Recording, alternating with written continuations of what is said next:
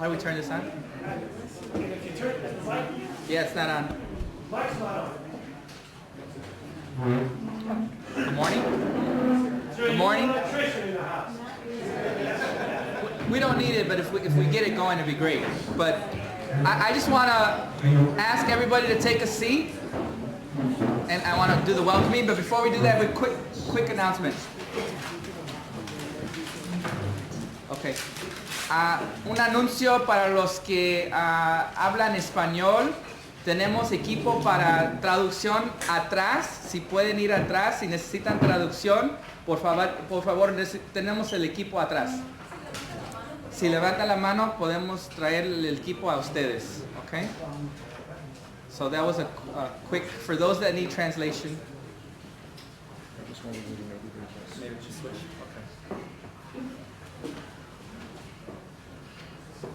There are seats here in front.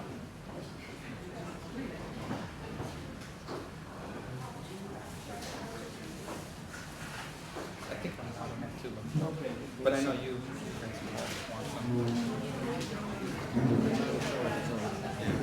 It's on? Is it on? Yeah? Yeah. Okay. Good morning. Can't hear. Good morning. Can everybody hear me?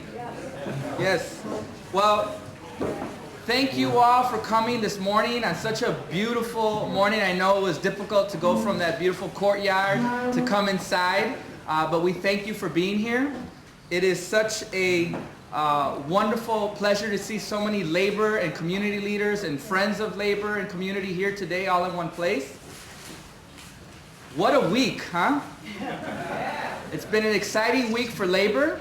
And it's very exciting to come off of a wonderful victory for working families in the city of Chicago.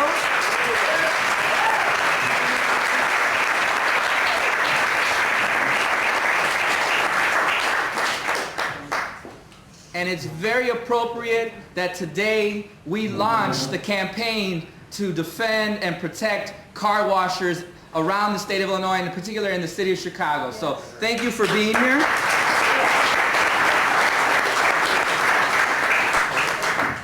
My name is Rudy Lozano. I'm a proud board member of Arise, and I'm here today to MC. So I'll be introducing several people today. We're also here, of course, to hear the study that Professor Bruno and Allison Dixon Quesada have prepared today. So we're very excited to have them. We thank them for being here as well. And I'll just get right to it. This presentation will be about 30 minutes long. There'll be questions and answers. And for those in the media who are looking to interview some of the car wash workers, they will be available for interviews as well. So thank you once again, everybody, for being here. I would like to introduce our director of the Worker Center, Adam Cater, who's also a recent father.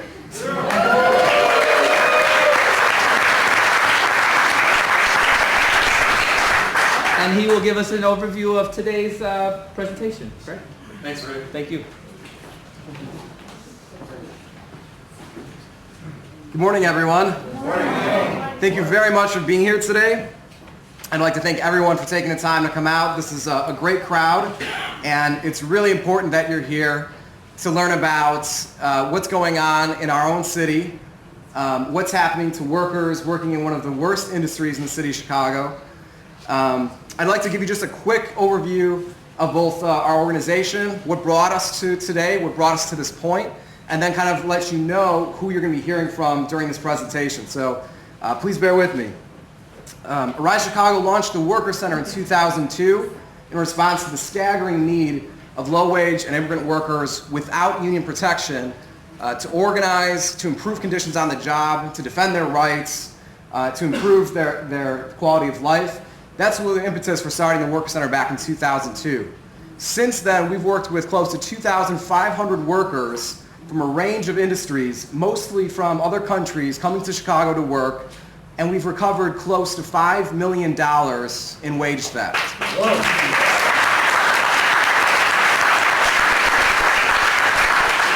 Thank you. In addition to that, we have also assisted workers to fight discrimination, sexual harassment, health and safety violations, and a host of other kinds of retaliation and abuse in a range of low-wage industries. We know that workers bear the brunt of a bad economy. When things are bad, it gets worse for workers. And we've seen a steady increase of workers who have reached out to Arise Chicago seeking help to organize on the job. For the past few years, we've also seen a trend of car wash workers talking about what's going on in their workplaces. It began with just a few car washes that we took actions to recover stolen wages from. And slowly after that, we began to see a trend of more workers approaching us. And some of the workers not only shared what was happening at their current place of employment, but also because many of them work, as we'll find out from the study momentarily, work in the industry for quite a while, say that, you know what, I wasn't being paid, or I was exposed to harmful chemicals, or I wasn't being provided with proper training at all of the car washes that I used to work at. So we knew sort of anecdotally that this was not an isolated issue. This was in fact an industry-wide problem. And that's why we reached out to the University of Illinois Labor Education Program to actually take a look methodically, statistically, to document what the true working conditions are in the car wash industry. It soon became clear from the results, which you all should have a copy of. If you don't, be sure to look for one. Of the report, it has confirmed what we've heard from workers themselves already. We also, at Arise Chicago, heard about the Clean Car Wash campaign in Los Angeles. Perhaps some of you are also aware of that campaign. That is a very inspiring campaign in which workers have partnered with United Steelworkers in Los Angeles. They've won a number of victories, including a union contract, the first car wash workers union in the United States in Los Angeles.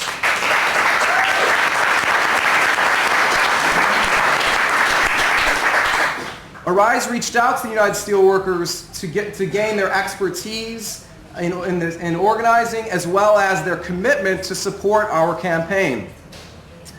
Our members, our car wash worker members, who are here with us today, are representing a whole committee called the Car Washero Organizing Committee, and they decided to take action by committing to one another to support each other in their own workplaces, understanding that as long as there's abuse in one car wash, that's bad for car wash workers in other car washes.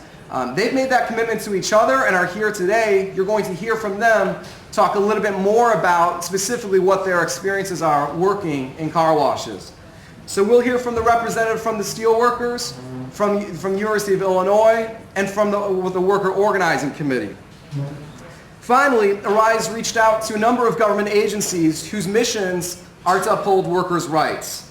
We're very proud today to have the newly installed Director of the National Labor Relations Board of the Region 13 is here with us today. You will also hear from him to talk about his agency's commitment to workers' rights. So please join me in welcoming the rest of our guests, and I hope you'll stay for the entire program and feel free to ask questions afterwards. Thank you very much.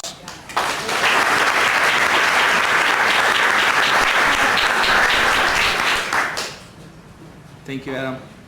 So we would like to start by introducing Bob Bruno, who is the Director of the Labor Education Program at the University of Illinois, as well as Allison Dixon Quesada, who is a Labor Education Specialist at U of I as well. They are both the authors of this great study we're going to hear today. So come on up. Thank you very much.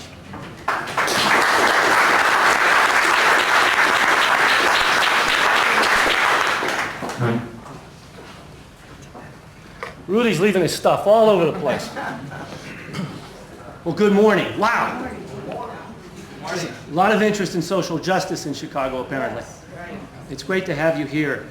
Before we get into the summary of this report, and we have 10 minutes, and I'm going to stick to my 10 minutes, I want to acknowledge, though, that while I get to stand up here in front of you as the director of the Labor Education Program and as the lead author of the study, this project would not have reached its fruition and would not have generated such an impressive report if it had not been for staff at the School of Labor Education program. And in fact, there are people who deserve far more credit than I, and I want to make sure they properly are acknowledged. So to my right, I want to again thank and introduce Allison Dixon Casada, who really is the brains on this.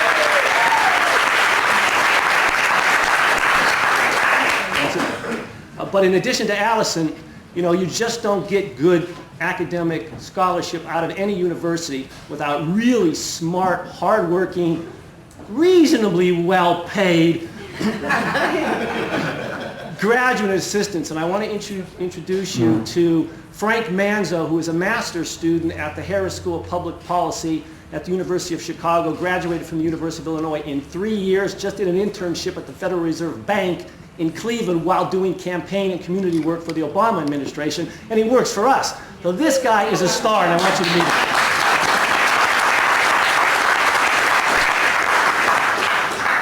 Okay, so Adam did a really good job of explaining the anecdotal reason why this project was taken on, and the goal was then to do a study in which we really could articulate what the level of wage and hour violations were, what were the health and safety violations, what are the overall conditions in this industry.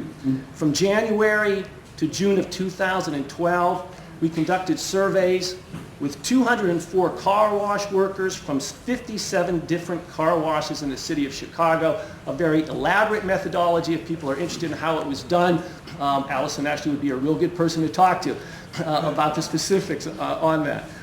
The findings represent, and we want to underscore this, almost 1/3 of the car wash workers in the city and 70% of full-service car wash establishments in Chicago. So we covered the territory. We're going to report these findings in 4 critical areas. The first are violations of wage and hour laws. And in fact, we want to make clear right from the very beginning that these violations are the norm. These are not bad apples. These are not exceptional cases. So here's just a couple key findings. More than 3/4 of all surveyed workers earn below Illinois' minimum wage of $8.25 an hour. 13% earn less than $2 an hour in the previous work week.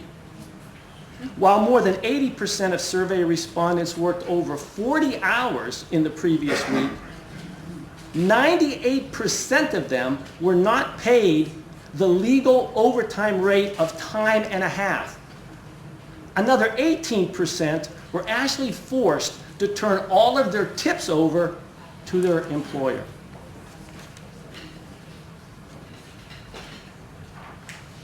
The second category really speaks to the cost of working under these conditions for car wash workers. On average, surveyed workers lost almost $85 in the previous week through not being paid either their mandatory minimum wage or their overtime. Now, calculated over the course of a year, the surveyed workers forfeited approximately $4,413, which was equivalent, really, it was equivalent to 1/3 of their income. So about the equivalent of 1/3 of their income amounts to wage theft. If you extrapolate these figures from our study to the industry at large, car wash workers in Chicago lose roughly, combined, $47,313 per week are bled, stolen, if you will, out of their earned income, and almost $2.5 million annually is stolen out of their earnings.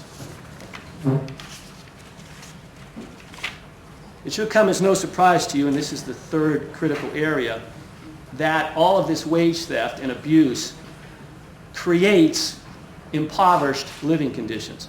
Here's a couple examples. Despite the fact that most of these car wash workers are supporting multiple dependents, over 97% of all the surveyed workers earn below the federal poverty level for a family of 4.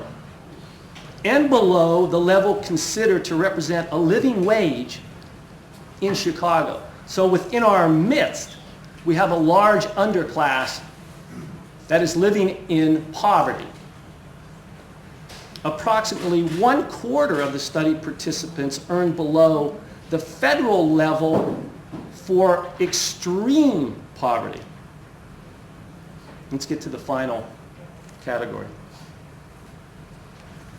It's not easy working in a car wash, and it's dangerous. So we wanted to report, we wanted to chronicle and highlight workers' health and hazards to workers' health. Injuries include, and again this is laid out in a more statistical way in the report, but injuries include electrical shocks and burns, chemical burns, dermatitis, eye injuries from chemical splashes, headaches, and other health problems from vapor inhalation, hearing impairment or hearing loss from high noise level, contusions, cuts, lacerations, and crushing injuries from use of heavy and moving machinery, slips or falls, broken bones, and strains or sprains from work on slippery surfaces around moving cars.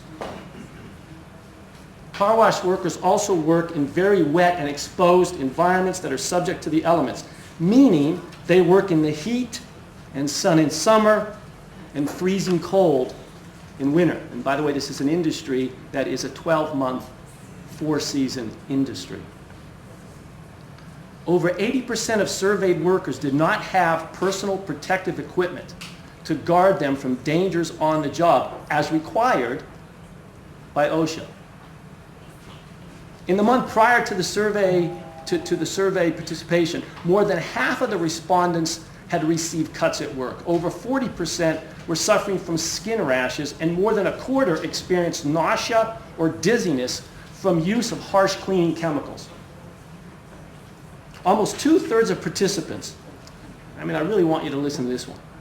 Almost 2/3 of participants did not have clean and free drinking water at work in the city of Chicago.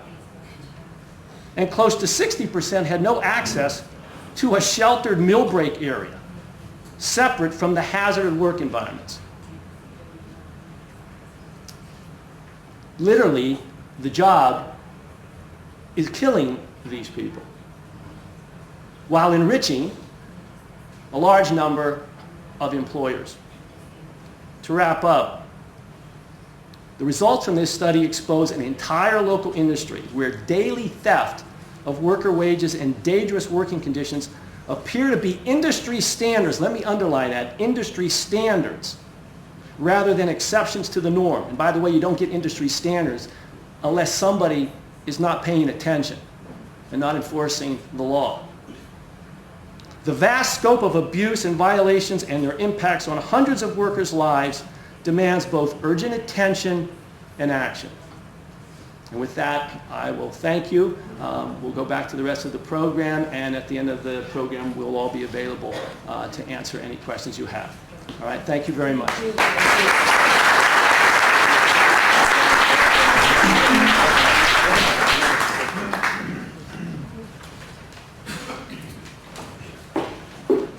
So thank you, Bob, Allison, and Frank. As you just heard, the conditions of car wash workers is plainly put atrocious, right? It's a serious exploitation of these workers. It's important that we stand up not only for these workers, but in the name of labor and workers' rights and in humanity, to be even more frank. This is an important campaign.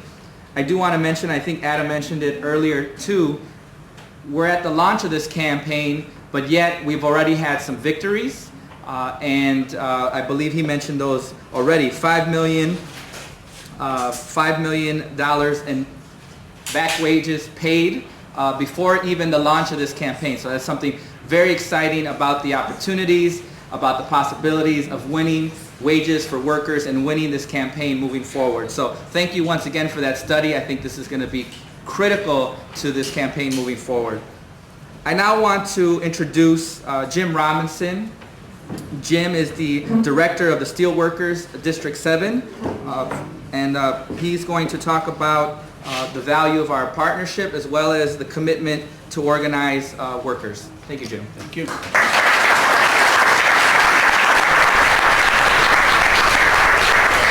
Good morning. Muy buenos días a todos. When I was thinking about speaking here this morning, I thought a lot of people are going to wonder, why are the United Steelworkers involved with car wash workers? There's two answers to that.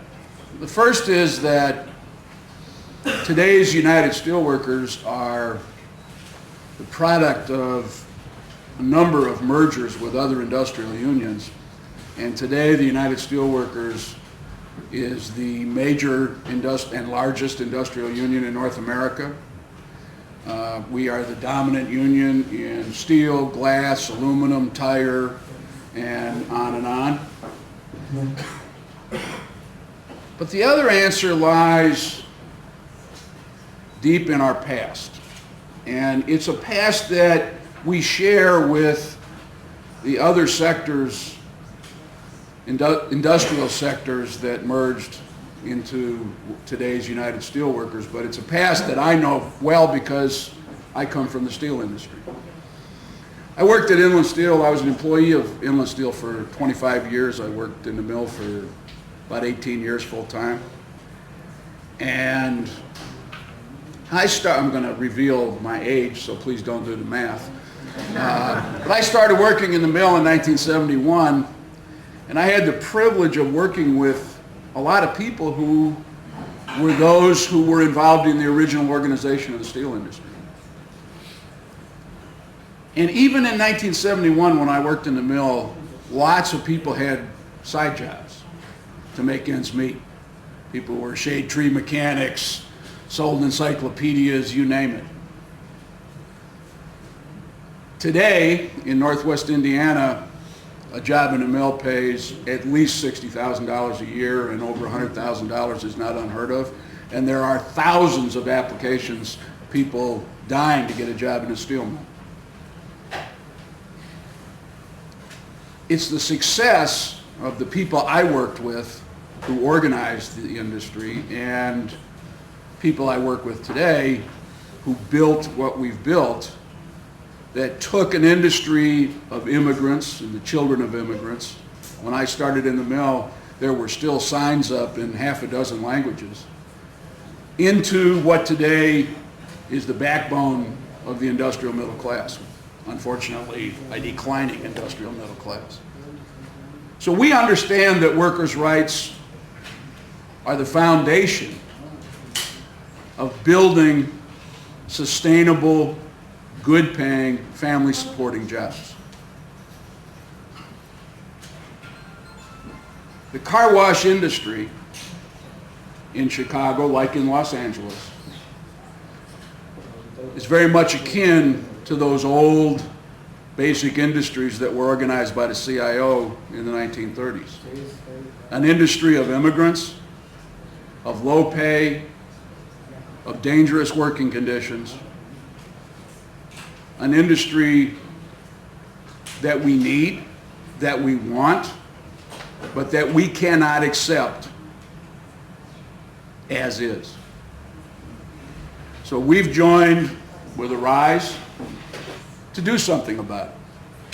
Now, obviously, our long-term goal is to bring collective bargaining to workers in the car wash industry. The way to build good, family-supporting, sustainable jobs is through collective bargaining. But we also know, as was true in the other basic industries of the CIO, that's a long-term goal.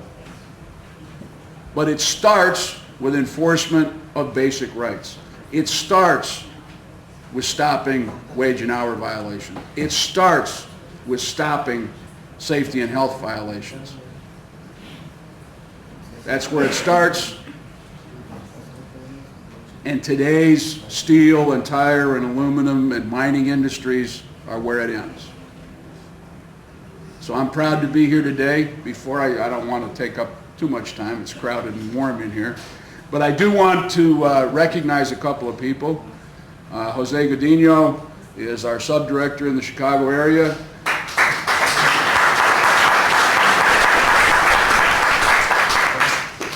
Bill Gibbons is retired regional director from PACE and then co-director with me in District 7.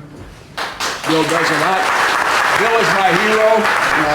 He retired and still contributes a great deal to the union, so he spends quality time with his grandkids and quality time with us continuing to do the work of the labor movement. Eric Alcantara is here somewhere. He worked on the report. He's a great organizer, rank and file organizer for us, as is Joaquin Monrez. So, as well as Anthony Alfano is here somewhere. He's a staff representative and an outstanding labor lawyer.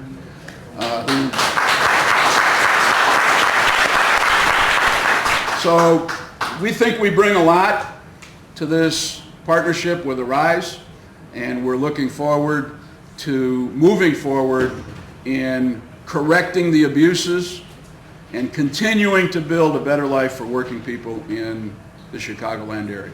Thank you very much.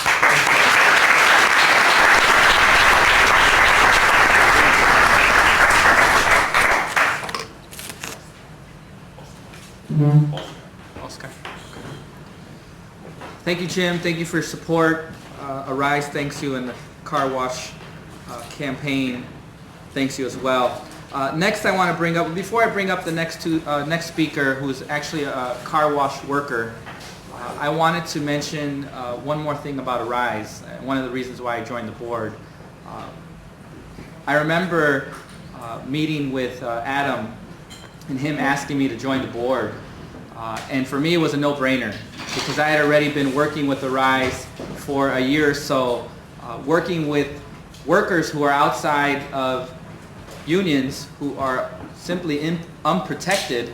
And Arise has been that organization that not only brings faith, labor, and community together, but together to fight for the unorganized and fight for workers who are unprotected in our society. And so for me, that's something that growing up in a labor household was very, very important. That was a statement and a slogan that I grew up with, which is we always organize the unorganized, because they are the workers who do all the work that we rarely see in the back houses of restaurants, at car washes, in our buildings.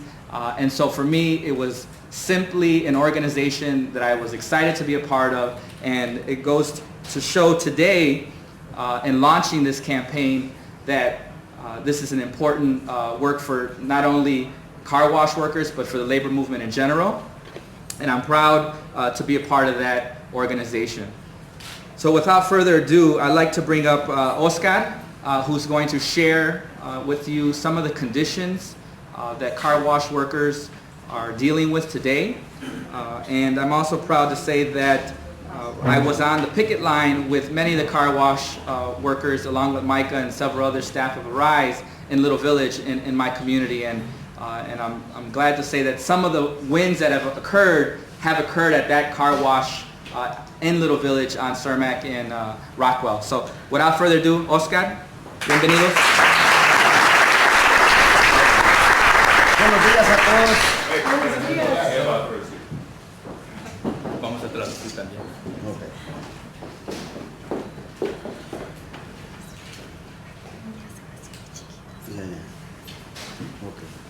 Sí, buenos días a todos. Good morning, everybody. Mi nombre es Oscar. My name is Oscar. El problema que yo vengo a exponer aquí es del car wash de Little Village. My problem that I come to talk to you guys today is about the car wash in Little Village. Abusa todavía mucho el señor. The owner is very abusive. Ahí no hay pago, nomás recibe uno propinas. There is no payment. I only get tips. Lo hace trabajar a uno de 8 a 8 los 7 días de la semana. He makes us work from 8 a.m. to 8 p.m. 7 days a week. Y cuando el tiempo la nevada, allí el espacio de los parqueaderos es grande, lo hace raspar a uno la nieve y no le paga ni un 5. When there is snow, he makes us clean the whole parking lot and doesn't pay us a penny. Es bien difícil el problema de los car wash como se está discutiendo, pero tenemos que seguir adelante luchando para ver si podemos ganar la batalla. The problem we have at the car washes now is very, very difficult, but we need to continue fighting to win this battle. Porque es difícil continuar así la vida de nosotros los carguacheros, porque apenas ganamos para mantenerlos nosotros, y para nuestra familia no alcanzamos. It's very difficult to continue working in these conditions because we barely make money to support ourselves and there is nothing left for our families. Así que por eso estamos nosotros aquí. Nosotros necesitamos que todas las personas que estén aquí los traten de apoyar y ayudarlos para salir adelante. That's why we're here today. We need all your support so that we can go forward. Es lo que esperamos y estas son mis pocas palabras y les agradezco mucho a todos. These are my few words and this is what we are expecting from you guys today. Thank you very much. Okay, gracias.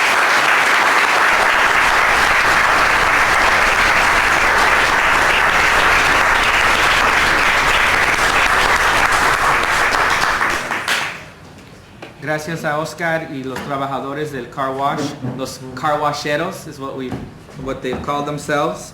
I just wanted to say thank you to Oscar and the workers who are doing this work on a daily basis. I also want to say that we are here, we're with you, and we will support you. The next person I'd like to bring up, and we're coming to a close, so we want to, part of my job is to make sure that the show runs on time.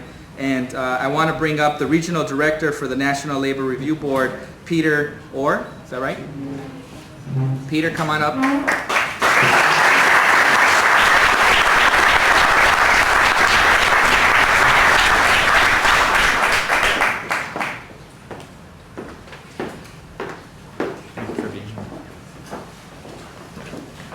Good morning, everybody. I want to thank Arise for inviting the National Labor Relations Board to this very important press conference. I want to thank Adam and congratulate Adam.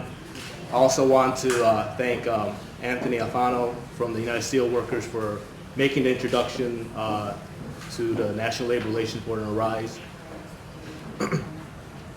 Arise, representing our working members of our community, is extremely vital for maintaining the proper equilibrium in our economy.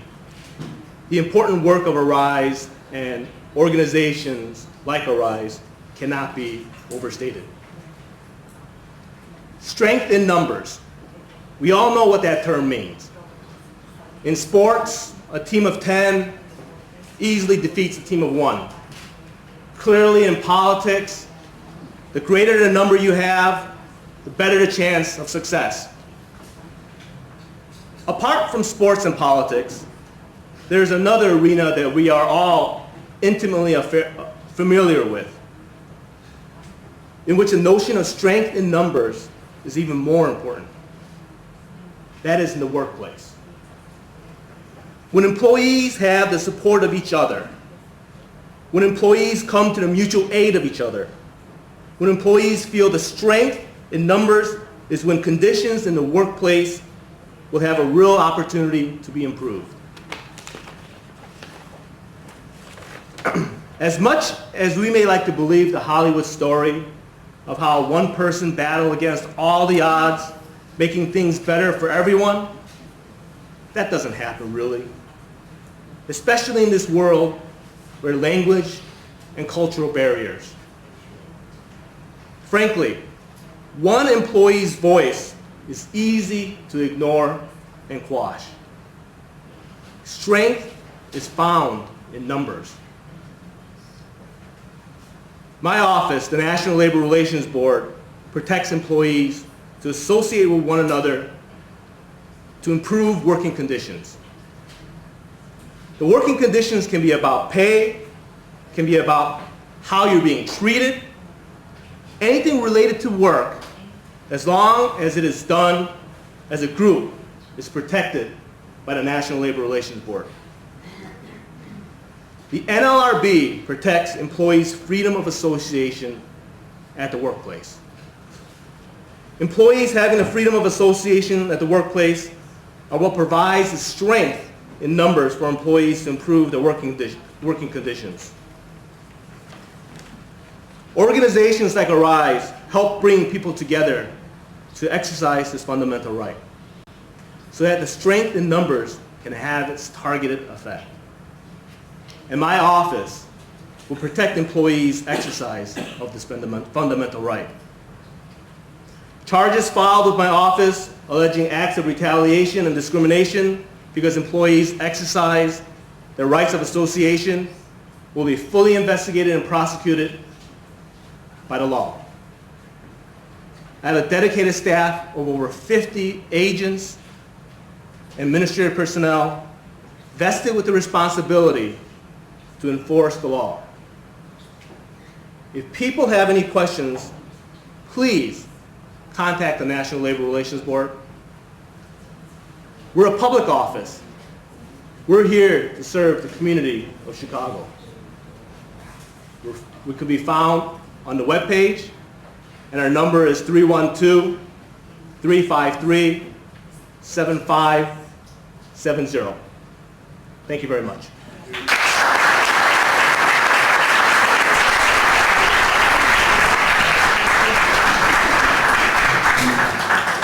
Thank you, Peter Orr, once again, Regional Director for the NLRB. Now I'd like to call up all of the presenters and speakers today to come up to the front, and we will take question and answers from the press if you have any. But can we first get the presenters who spoke today already up here? That includes Adam, Bob, Allison, Frank, Oscar, if you can join us. Is he still here? As well as Peter, if you can come back up here if you don't mind. And Jim, I'm sorry. Jim, if you can come on up as well. The podium is yours. Come on over here, guys. Are there any questions from the media, press today? Yes? Okay, good. Please. Adam, you want to? So, questions, if there are questions. Gentleman from the United Steel Organization, Worker Union, you mentioned that there's a possibility that the carguacheros might unionize. What's the process? How long will that take? And what do you know about that? The answer is, how long it will take, I don't know. The process is, and Regional Director Orr can elaborate on this, but there are essentially two ways in which workers can obtain recognition. One is through a formal petition process through the National Labor Relations Board, and the other is through voluntary recognition by the employer, where the employees demonstrate to the employer that they have a majority of the workers want to be represented by the union.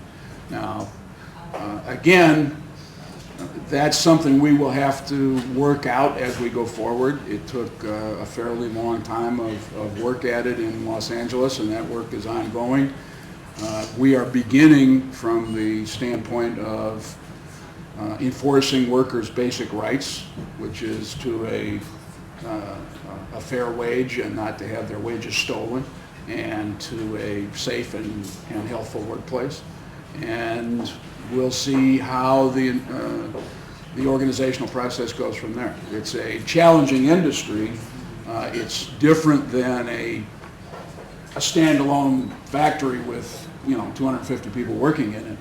But we believe that in the long run we'll find an appropriate way to make it possible for carguacheros to engage in collective bargaining, which is the way in which workers advance their lives.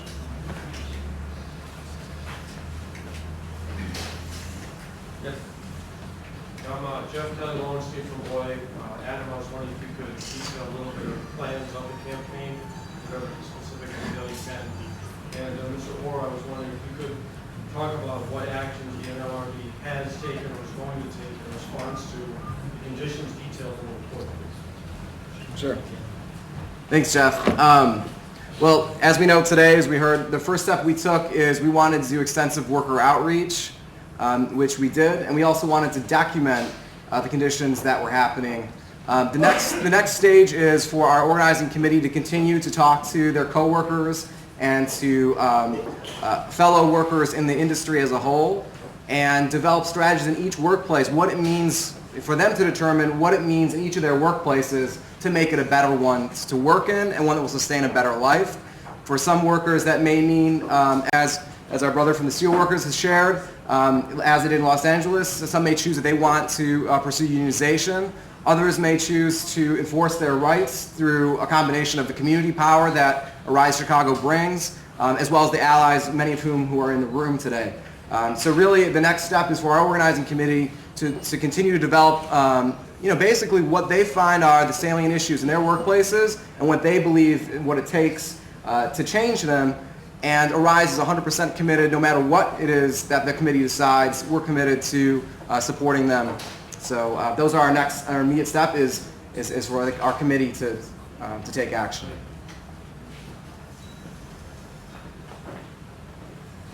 Certainly, the report that we see offers incredibly sobering news.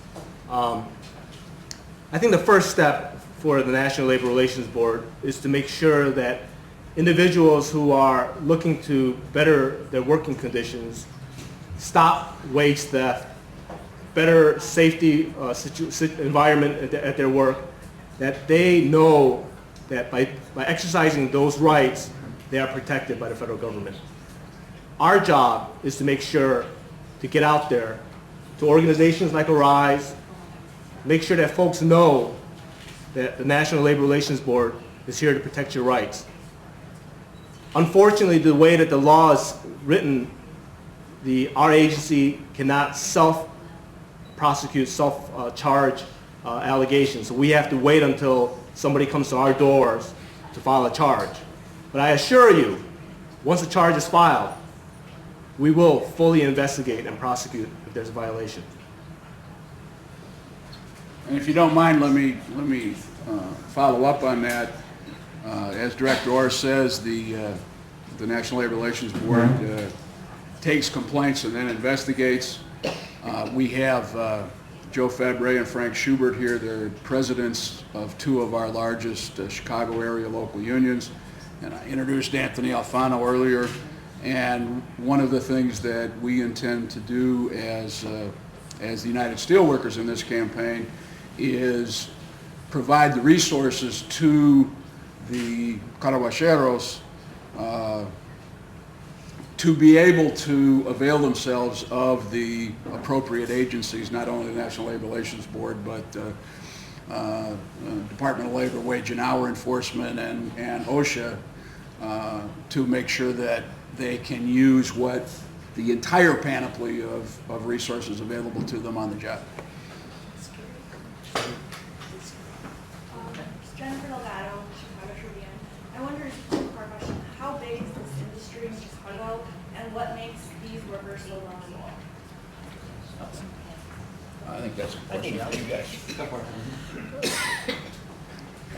The latest census figures estimate there's about 650 car wash workers within the city of Chicago.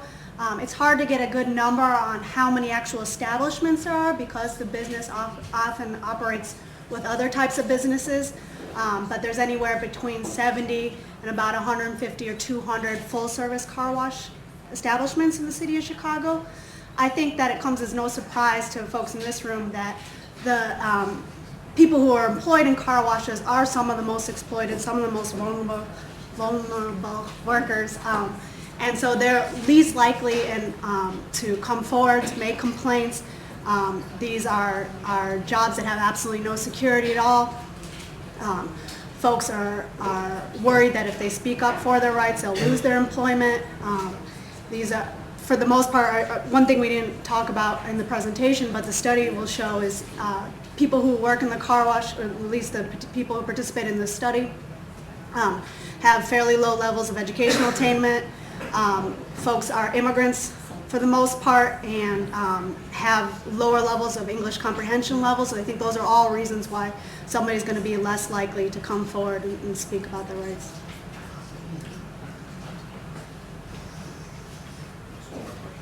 Cesar Rodriguez from Telemundo. With the recent teacher strike across the city of Chicago and across the Chicagoland area, do you think this is just a sign of the times of change when it comes down to the labor movement and worker rights? Yes. I was going to say that.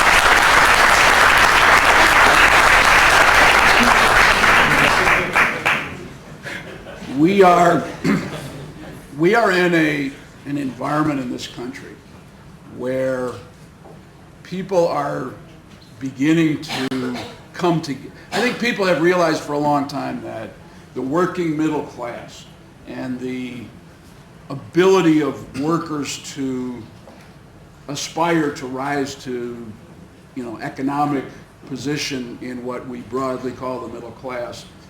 People have known for a long time that it's becoming more difficult. But I think people in our country are also coming to the realization that the only way that we can solve that problem is together. And that's a major theme of the political campaign, especially with the recent revelation of what one of the major candidates thinks about that situation. But it's also a major theme that we see day to day on the job. We are seeing an upsurge in interest in organizing. Other unions are seeing the same thing. And I think we're all seeing in our society an understanding that as individuals, as Director Orr said, a team of 10 cannot lose against a team of 1. We have to organize ourselves and work together. That's an old message. Moses led the children of Israel on strike against the Pharaoh, but sometimes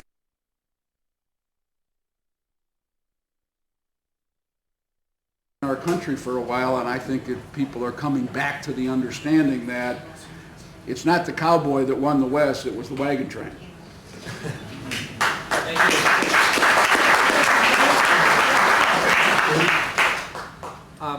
I know there's one more hand. That'll be the final question because in the interest of time, we want to get you out of here by 10:30. And I know many of us have to go back to our 9 to 5. I'm Vanessa Leon with the Illinois Department of Human Rights. Could you tell me what is the makeup, the majority of the employees who are being victimized by the carceral violation? The folks who participated in our study were overwhelmingly Latino. About 88% of the participants were Latino. The other remaining 12% were African American. Of those 88% who were Latino, almost all of them were immigrants from other countries, mostly Mexico. Oh, and I'm sorry. Yeah, the car wash industry, as I also think is not a surprise to anybody, is almost entirely dominated by males who are working. There's very few women who work in the industry. Thank you very much. Yeah, you can have a seat. Thank you.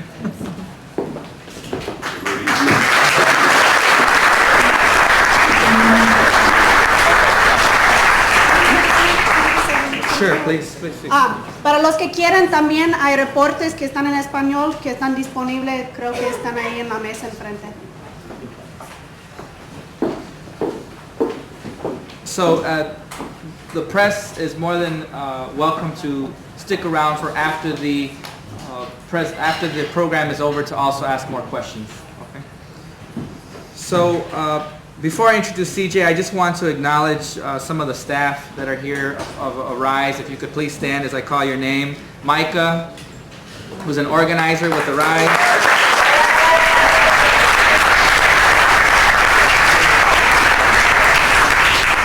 Shelly, who's director of all kinds of things, operations. Gabriela, organizer. Stand up, please. Luke is back videotaping. Jorge, Rita, organizer. Anya, organizer. Where's Anya? There she is. Anya. Aziza, who's not here with us today. But then, of course, Adam and CJ, and let me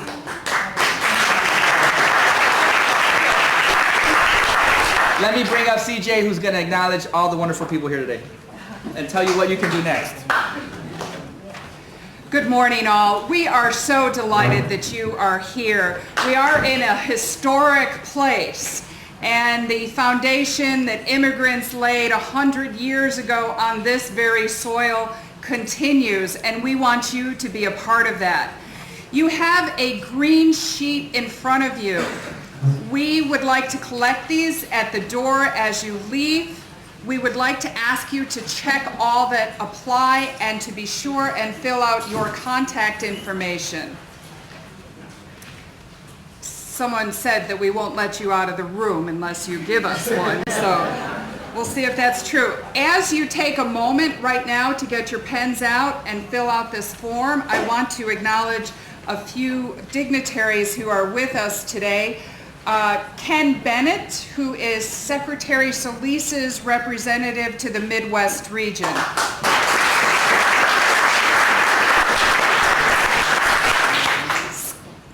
Scott Allen, the Media Director for Public Affairs Region 5. Early Chuy Garcia, County Commissioner, was with us. We also have Nettie Lasco from the Illinois Attorney General's Office.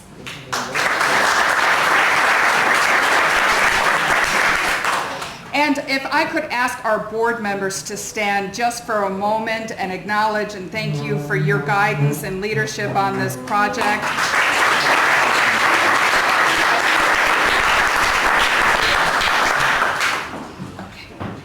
Thank you. Thank you to our board. And also to acknowledge Alderman Pawar, who is with us.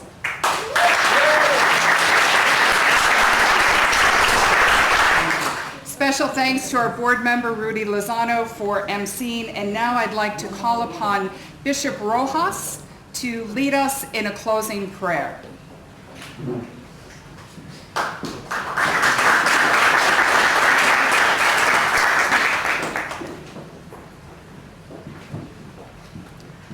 Before we close with a prayer, I want to thank you also for the invitation to support this very, very good cause. I guess our faith informs our actions, and so this is one of them. So we're glad to be here. In the name of the Father, and of the Son, and of the Holy Spirit. Amen. We stand before you, Holy Spirit, conscious of our sinfulness, but aware that we gather in your name. Come to us, remain with us, and enlighten our hearts. Give us light and strength to know your will, to make it our own, and to live it in our lives. Guide us by your wisdom, support us by your power,